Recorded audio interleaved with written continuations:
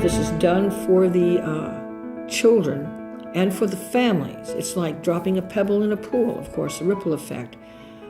The families grow, the people grow, the kids grow. The school is enhanced by children who are learning to think independently, to think out of the box, to think about things that are new to them, that new is not bad or hard, it is just new and something to be explored, not something to be ignored. And that perhaps is one of the major accomplishments that music can offer, is the opening of doors and experiences and the decision and the understanding that opening these doors is not unusual. It's normal, and it's what we do. And let's just do that all the time, open a new door. Because if you have an open door to something, one kind of thing, you're going to have open doors all over. We're blessed also by the fact that our children are studying in this school Chinese and Spanish. Every child studies Chinese and Spanish, pre-K starting right through our older kids. And so they've already got that experience. And you add music to that, and they're learning there are no closed doors. There's no part of the world that is separate from them. They're unified with the entire globe through language and through music and through social experience as a result of both of those.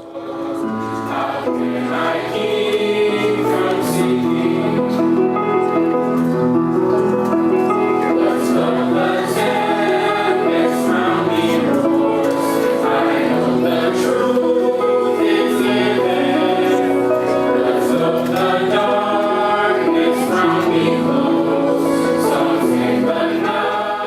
Music is food to the soul. Music is food to the soul. That's very important to me, because with the music that they listen to at home, it may not always be the most wholesome music, or the music that they are listening to in their neighborhoods may not be wholesome music. It may not be food that's going to nourish them. And so what I've been able to do is to help them understand is that what you put inside is going to affect you. It's going to affect you for the rest of your life. And I've made them aware of the different music that's out there and tried to help them to learn how to be selective on that music that's going to be good for them, that's going to benefit them, that's going to make them a better person. And I believe that's what music does. When you get down to the core of what music does, and you teach them how to select music, how to interpret, how to listen. Music is a listening skill. Students have to learn to listen and identify different things in music. And when they learn to do that, it crosses over into the academics. It crosses over into their English and into their math. Because as you listen to the children learning to sing in 2 and 3 power harmony, and different things are going on at different times. It takes a level of focus to be able to do that.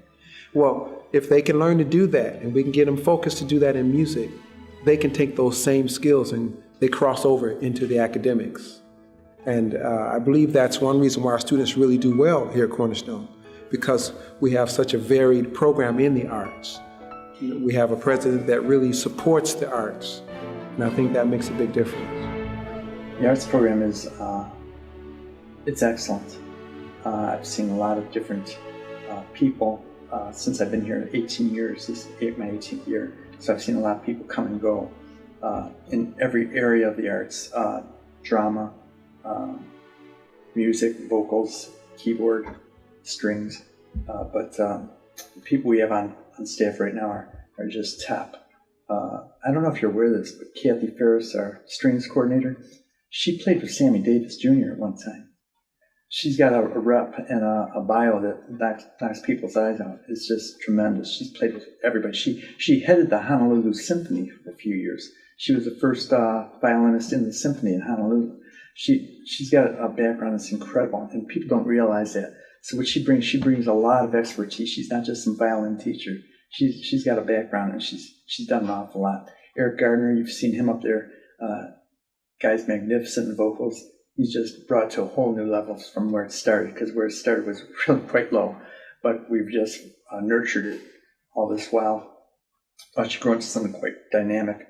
Our keyboard player, I should say instructor, player. She plays too, but our instructor for keyboards a woman named Gina Yee. She's from the Juilliard School of Music in New York City, so she's really well trained. She's working on her doctorate right now from Michigan State, and she comes with just so much. I've seen keyboard players come and go here, but she has stuck it out for a few years now and really has brought the kids up magnificent levels with what she does.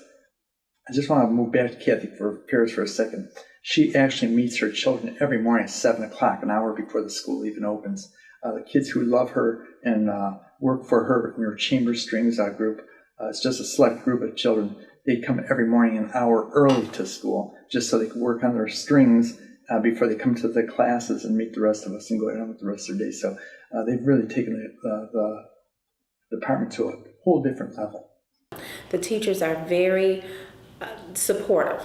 They're very supportive. So even if a student is a little nervous, a little anxiety there, or sometimes even parents may have a little bit of anxiety, once they get into the program, they're so excited. They're really glad that they did it because really a lot of it is just the confidence building. They build their confidence. They have a stage presence. They're proud of what they're doing. They're learning a skill, and they're really learning a skill that they're going to have for life. In our middle school and our upper elementary school, we have honors programs. We have an honors upper elementary choir and an honors choir that rehearses during lunchtime. We have an honors fifth grade strings that rehearse during lunchtime. They asked to do this.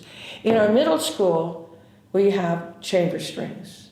We have an ensemble of carefully chosen children, not just for how they play, but for how they are, that come in at 7 in the morning and they rehearse. And when we have intense competitions or something, they come in at 7 in the morning with breakfast, cold oatmeal, peanut butter sandwich, some breakfast, and they rehearse when it's intense, when we're preparing 5 mornings a week from 7 to 8 in the morning. 7 becomes 7:20 a lot of times, but from 7 to 8 in the morning by request. They're so excited about doing this, and they play significantly hard music. They play the real stuff, as they call it. And I say, would you like to do some jazz? Would you like to try some? I have a hip hop arrangement. Oh no, says this group of the Nevada Chamber Strings. We don't play that. We play Mozart. And these are middle school, inner city kids who have chosen this path, request this path. And we choose them not just because they play stronger or more determined, not just playing level, but they're determined to increase the playing level. But by that character that would draw them at 7 in the morning in February in the dark when there's nobody else around to do this. Mr. Gardner, our brilliant choir guy, has the same thing with his honors choir after school. Gee, I've got to go to soccer, I've got to go to this, I've got to go to that. No, I've got to do honors choir on Wednesdays after school. So there's a level of commitment that the children have grown to desire. And if that isn't the key, I don't know what is.